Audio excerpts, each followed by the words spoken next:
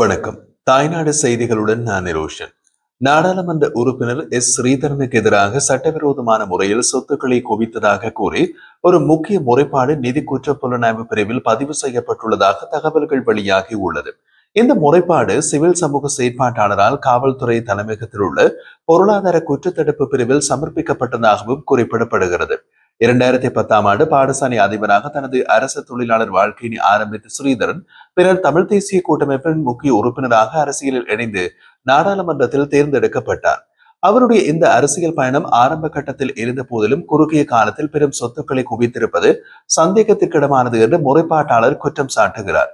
ஒரு பின்தங்கிய மாவட்டமான கிளிநொச்சியில் ஆசிரியராக பணியாற்றியவர் அரசியல் வாழ்வை தொடங்கிய உடனேயே கோடிக்கணக்கான சொத்துக்களை எப்படி பெற்றார் என்ற கேள்வி முறைப்பாட்டின் மைய பகுதியாக இருப்பதாகவும் தெரிவிக்கப்படுகிறது. முறைப்பாட்டின் அடிப்படையில் ஸ்ரீதரனின் குடும்ப உறுப்பினர்கள் பெயரில் இயங்கும் பல்வேறு வணிக நிறுவனங்கள் மற்றும் சொத்துக்கள் குறித்தும் தகவல்கள் வெளியிடப்பட்டுள்ளன. ஸ்ரீதரனின் மனைவியின் பெயரில் 2 குளிர்பான விற்பனை நிலையங்கள், மகளின் பெயரில் 2 சிறப்பு அங்காடிகள் கடந்த ரணில் அரசாங்கத்தின் போது மதுபான விற்பனை உரிமங்கள் 2 என்று நேரடியாக ஸ்ரீதரனின் பெயரில் பதிவு செய்யப்பட்டிருப்பதும் குறிப்பிடத்தக்கது. இந்த சொத்துக்கள் எவ்வாறு கிடைத்தன, அதற்கான வருமானத்தின் ஆதாரங்கள் என்ன என்பது குறித்து விளக்கமளிக்க வேண்டும் என்று முறைப்பாட்டாளர் வலியுறுத்தியுள்ளார். இந்த முறையான குற்றச்சாட்டுகளுக்கு மத்தியில் நாடாளுமன்ற உறுப்பினர் ஸ்ரீதரன் தன் சொத்து நிலை குறித்து விரைவில் தெளிவுபடுத்த வேண்டும் எனவும் இது தொடர்பான விசாரணைகள் தெளிவாக நீதிநடையில் மேற்கொள்ளப்பட வேண்டும் எனவும் முறைப்பாட்டாளர் கேட்டுக் கொண்டுள்ளார். இதுபோன்ற புகார்கள் பொதுமக்கள் அரசியல்வாதிகளிடம் வைத்திருக்கும் நம்பிக்கையை சோதிக்கும் அதே நேரத்தில் நாடாளுமன்ற உறுப்பினராக தனது பொறுப்பை உணர்ந்து ஊர்முகமாக விளக்கமளிப்பது ஸ்ரீதரனின் கடமையாகும். இலங்கை தமிழரசு கட்சியின் முன்னாள் தலைவர், நாடாளுமன்ற உறுப்பினர் மற்றும் தமிழரசு தலைமை அரசியல்வாதியான காலம் சென்ற சம்பந்தன் மீது அவர் நாட்டிற்கு ஆற்றிய அரசியல் பங்களிப்பை நினைவு கூர்ந்து சபை முதல்வர் திமல் ரத்நாயக்க நாடாளுமன்றத்தில் தனது மனமார்ந்த பாராட்டுகளை தெரிவித்திருந்தார். மறைந்த நாடாளுமன்ற உறுப்பினர்களுக்கான அனுதாப பிரேரணையின் போது உரையாற்றிய அவர், சம்பந்தன் அவர்கள் அரசியல் ஞானம், ஒழுக்கம் மற்றும் நேர்மையில் வேரூன்றியவர். அவரது பேச்சுக்கள் உண்மை சார்ந்தவை, நேர்மையானவை. அவரை நான் பார்த்த முதல் அரசியல்வாதி என்று நம்பிக்கையுடன் கூறுகிறேன். அவர் அரசியல் கொள்கையில் எனது பார்வை மாறுபட்டிருந்தாலும் அவரது நேர்மை, பண்பாடு, மக்களுக்கான உழைப்பு எப்போதும் எனக்கு பாராட்டுக்குரியது என்றார். சம்பந்தன் அவர்களோடு 2001 முதல் 2010 வரை, பின்னர் 2015 முதல் 2020 வரை நாடாளுமன்றத்தில் இணைந்து பணியாற்றிய அனுபவங்களையும் அவர் பகிர்ந்து கொண்டிருந்தார். 2015 தொடக்கம் 2019 காலத்தில் புதிய அரசியலமைப்பை உருவாக்கும் பணியில் 80 முறை கூடிய கூட்டங்களிலும் சிறப்பாக பங்கேற்றவராகவும் திம்பு பேச்சுவார்த்தையில் தமிழர்களுக்காக குரல் கொடுத்த பிரதிநிதியாகவும் சம்பந்தன் விளங்கியதை சபை முதல்வர் நினைவுபடுத்தினார்.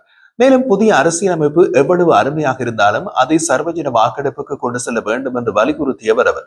இது அவருடைய ஜனநாயக நம்பிக்கையினை பிரதிபலிக்கிறது. அரசியலுக்குள் நேர்த்தியான மொழி, உண்மையான பிரஸ்தாவனைகள். எதிர்கட்சி தலைவராக இருந்த போது அவருடைய உரைகள் அனைத்தும் நெறிப்படுத்தும் சிறப்பம்சங்களை கொண்டவை. இதே மாதிரியான தரமும் நேர்மையும் கொண்ட தலைவர்கள் தான் எதிர்காலத்தில் நாட்டின் ஜனாதிபதி அல்லது பிரதமர் பதவிகளை வகிக்க வேண்டும். எனக்கு அவரின் பண்புகள், அனுபவம் மற்றும் பார்வைகள் மீது முழுமையான மதிப்பு உள்ளது. அவரை போன்றோர் தன் நாட்டின் தலைமை பதவிகளுக்கு தகுதியானவர்கள் என்று ஆழ்ந்த நம்பிக்கையோடு கூறியிருந்தார். யாழ்ப்பாணம் செம்மணி பகுதியில் மேற்கொள்ளப்பட்ட அகழ்வு பணிகளில் தொடர்ந்து மனித எச்சங்கள் கண்டுபிடிக்கப்பட்டு வரும் நிலையில் உண்மை வெளிச்சத்திற்கு வர ஒரே வழியாக சர்வதேச விசாரணையை ஏற்படுத்துவதே என்று டெலோ அமைப்பின் ஊடக பேச்சாளர் சுரேன் குருசாமி தெரிவித்திருந்தார். யாழ்ப்பாண ஊடக அமையத்திலே இடம்பெற்றிருந்த ஒரு ஊடக சந்திப்பின் போது கருத்து தெரிவித்த அவர், 1996ஆம் ஆண்டு செம்மணி பகுதியில் முதலில் அகழ்வு பணிகள் இடம்பெற்ற போது வெறுமனவே 15 எலும்புக்கூடுகள் மட்டுமே உள்ளன என்று அரசாங்கம் தெரிவித்தது. ஆனால் தற்போதைய அகழ்வு பணிகள் தொடரும் போதெல்லாம் எலும்புக்கூடுகள் எண்ணிக்கை 80ஐ தாண்டி விட்டது. மேலும் இதே பகுதியில் முன்னதாகவே அகழப்பட்ட புதைகுழி வழக்கில் ராணுவ அதிகாரிகள் குற்றவாளிகளாக அறிவிக்கப்பட்டிருந்தனர் என்பதோடு குறித்த இடத்தில் 600 சடலங்கள் இருப்பதாக விசாரணைகள் சாட்சியம் வழங்கப்பட்டதாகவும் அவர் நினைவுபடுத்தினார். இந்த நிலைமையை மையமாக கொண்டு தற்போது இடம்பெற்று வரும் அகழ்வு பணிகளை சர்வதேச நிபுணர்களின் கண்காணிப்பில் முன்னெடுத்தால்தான் உண்மை முழுமையாக வெளியே வரும். பாதுகாப்பு துறையின் கட்டுப்பாட்டில் உள்ள பகுதிகளில் நடக்கும் அகழ்வு பணிகளை அரசு மறைமுகமாக பாதிக்க வாய்ப்பு உள்ளது என்று அவர் கூறினார். அகழ்வு பணிகள் தொடர்ந்து நடைபெறுவதற்கு தேவையான நிதிகளை அரசாங்கம் தடையின்றி வழங்க வேண்டும் என்றும் அவர் வலியுறுத்தினார். இது போன்ற முக்கியமான மனித உரிமை சம்பவங்களை நாடளாவியல் குறைந்து பிராந்திய மட்டத்திலாவது விசாரணை செய்யும் பொறுப்பு அரசாங்கத்திடம் இருப்பதாக சுட்டிக்காட்டினார். இவ்வாறான சம்பவங்களில் பாதிக்கப்பட்ட தமிழர் சமூகத்திற்கு நீதியை வழங்கும் ஒரே வழி சர்வதேச விசாரணை நடத்துவது என்று சுரேன் குருசாமி தெரிவித்திருந்தார். உண்மை மற்றும் நீதி என்பதை உறுதி செய்வதற்கு நமது உள்நாட்டு அமைப்புகள் முற்றிலும் போதுமானவை அல்ல என்பது கடந்த அனுபவங்களால் நிரூபிக்கப்பட்டது. எனவே சர்வதேசம் தலையீடு செய்ய வேண்டியது காலத்தின் அவசியம் என்றார். அதே நேரம் தமிழர்கள் மீது திட்டமிடப்பட்டு நடத்தப்பட்ட இன அழிப்புக்கு சர்வதேச நீதியை கூறும் வகையில் வடக்கு மற்றும் கிழக்கு பகுதிகளிலே வடக்கு கிழக்கு சமூக இயக்கத்தின் ஏற்பாட்டில் போராட்டம் ஒன்று இன்று சனிக்கிழமை முன்னெடுக்கப்படுகிறது. அதன் அடிப்படையில் மட்டக்களப்பு காந்தி பூங்கா, அம்பாறை திருக்கோயில், திருகோணமலை சிவன் கோயிலடி, முல்லைத்தீவில் மாவட்ட செயலகம், கிளிநொச்சி கந்தசுவாமி கோவில், மன்னார் நகர பகுதி, வவுனியா பேருந்து நிலையம், யாழ்ப்பாணம் செம்மணியிலும் நடைபெறுகிறது. மேலும் சர்வதேச விசாரணை ஒன்றை கோரி உருவாக்க கோரி மாண்புமிகு மலேக சிவில் அமைப்பு கூட்டமைப்பு சார்பிலும் நாளை 10 மணிக்கு கொழும்பில் ஐநா அலுவலகம் முன்பாக கவனஈர்ப்பு போராட்டம் நடைபெறுகிறது. இதுவரை காலமும் மாவட்ட அபிவிருத்தி குழு கூட்டம் தொடர்பாக மக்களுக்கு சரியான புரிதல் இல்லாத நிலையில் தற்போது அந்த விடயங்கள் வெளிப்படையாக தெரிய வருகிறது என்பது உண்மை. அதற்கான பிரதான காரணமாக நாடாளுமன்ற உறுப்பினர் வைத்தியர் ராமநாதன் அர்ச்சுனா இருக்கும். அதே நேரம் அவரால் முன்வைக்கப்படும் கிடுக்குப்பிடி கேள்விகளுக்கு அதிகாரிகளிடம் பதில் இல்லை. இவ்வாறான நிலையில் கடந்த 17ஆம் தேதி யாழ் மாவட்ட அபிவிருத்தி குழு கூட்டம் குழு தலைவர் அமைச்சர் சந்திரசேகரன் மற்றும் வடக்கு ஆளுநர் மாவட்ட அரசாங்க அதிபர் தலைமையில் நடைபெற்றிருந்தது. இது அப்போது பலதரப்பட்ட விமர்சனங்களையும் குழப்பங்களையும் உண்டாக்கியிருந்ததோடு நாடாளுமன்ற உறுப்பினர் வைத்தியர் ராமநாதன் அர்ச்சுனாவுக்கும் உள்ளூராட்சி மன்ற தவிசாளர்களுக்கும் இடையே மிகப்பெரிய வார்த்தை போராகவும் மாறியது. எனினும் இன்று அந்த விவகாரம் சிறப்புரிமை பிரச்சனை மற்றும் நீதிமன்ற வழக்காக மாறும் நிலையில் நாடாளுமன்ற சபாநாயகருக்கு கொண்டு செல்லப்பட்டுள்ள விஷயம் இன்னமும் பரபரப்பை கூட்டியுள்ளது. அது பற்றி நாடாளுமன்ற உறுப்பினர் வைத்தியர் ராமநாதன் அர்ச்சுனா இன்று நாடாளுமன்றத்தில் பேசிய போது, யாழ்ப்பாண மாவட்ட ஒருங்கிணைப்பு குழு கூட்டம் அமைச்சரும் நாடாளுமன்ற உறுப்பினருமாகிய ராமலிங்கம் சந்திரசேகர் அவர்களால் கடந்த 17ஆம் தேதி அரசாங்க அதிபர் மற்றும் ஆளுநர் ஆகியோரால் கூட்டப்பட்டது. இந்த கூட்டம் எவ்வாறு ஏற்பாடு செய்யப்பட வேண்டும் என்பது தொடர்பாக தேசிய பாதுகாப்பு மற்றும் ராஜாங்க அமைச்சரால் 2022ஆம் ஆண்டு வெளியிடப்பட்ட சுற்றறிக்கையின் அடிப்படையில் தெளிவாகவே கூறப்பட்டுள்ளது. இருந்த போதும் அது சரியாக பின்பற்றப்படவில்லை. இந்த கூட்டத்திற்கு அழைக்க அனுமதிக்கப்படாத உள்ளூராட்சி தவிசாளர்களை அரசாங்க அதிபர் கூட்டத்திற்கு அழைத்திருந்தார். இதற்கு மேலாக தகுதியற்ற ஒருங்கிணைப்பு தலைவர் ஒருவர் இங்கு நியமிக்கப்பட்டுள்ளார். அவர் மக்களால் தேர்ந்தெடுக்கப்படாமல் தேசிய பட்டியலூடாக நாடாளுமன்ற உறுப்பினராக வந்தவர். அதனால் தான் இவ்வாறான குழப்பங்கள் ஏற்படுகிறது என்பதை சபைக்கு அவர் தெரிவித்திருந்தார்.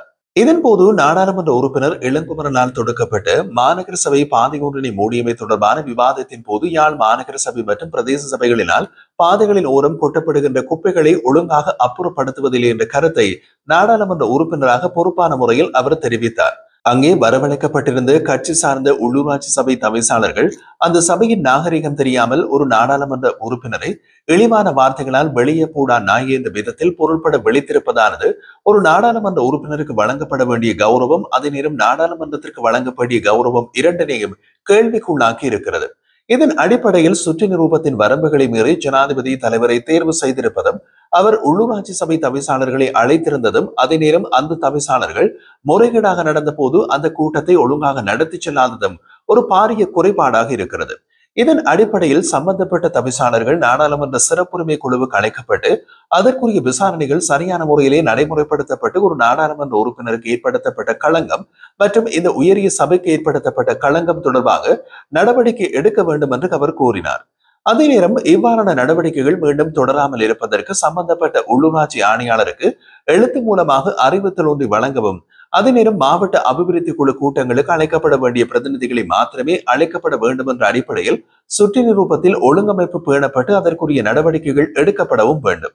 மத்திய அரசினால் மாவட்டத்துக்கு வழங்கப்படுகின்ற ஒதுக்கப்படுகின்ற பணம் தொடர்பான அபிவிருத்தி குழு கூட்டங்களுக்கு அதற்கு சம்பந்தமில்லாத உள்ளூராட்சி சபை தவிசாளர்களை அழைத்ததன் மூலம் சுற்று நிரூபத்தை யாழ்ப்பாண அரசாங்க அதிபர் மீறியிருக்கிறார். இந்த நிலையில் அதனை கருத்தில் கொண்டு அது தொடர்பான பூர்வாங்க விசாரணைகளை ஆரம்பிக்க சம்பந்தப்பட்ட அமைச்சுக்கு அறிவுறுத்தல் வழங்கப்பட வேண்டும்.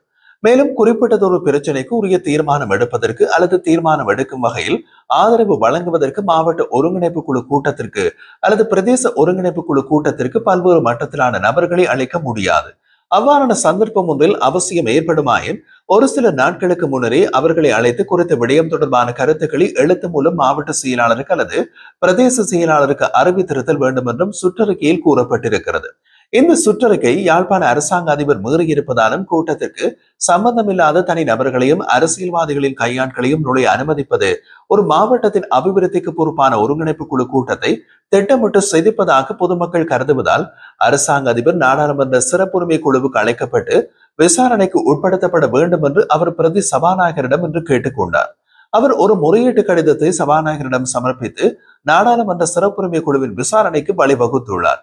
குற்றச்சாட்டு நிரூபிக்கப்பட்டால் நாடாளுமன்ற சிறப்புரிமை சட்டத்தின் கீழ் குறைந்தபட்சம் 7 வருட சிறை தண்டனை வரையிலான குற்றவியல் நடவடிக்கை எடுக்கப்படலாம் என்று அவர் ஒரு காணொலி பதிவில் தெரிவித்திருந்தார். அத்துடன் அதிலே நாங்கள் யாரையும் கஷ்டப்படுத்த விரும்பவில்லை, ஆனால் எங்களை அவமதிக்க முயற்சிக்கும் போது நாங்களும் சட்டத்தின் அடிப்படையிலே செயற்பட வேண்டிய நிலைமை உருவாகிறது.